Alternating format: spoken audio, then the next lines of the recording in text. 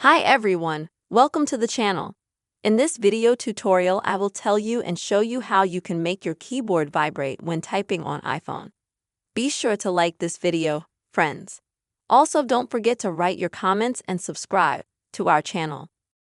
And let's go ahead, friends, we are going to get down to this topic.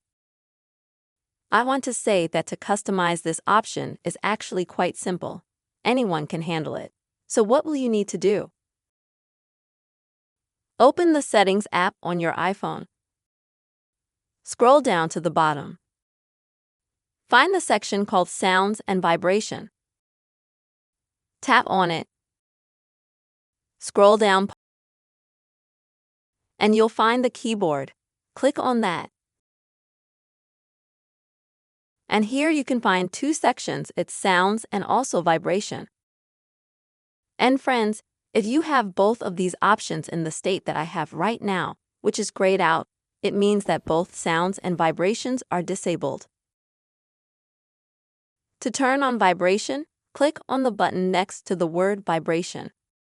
This way, friends, you will make your keyboard vibrate when you type on your iPhone, no matter where it will be, in some social media messengers or in your notes.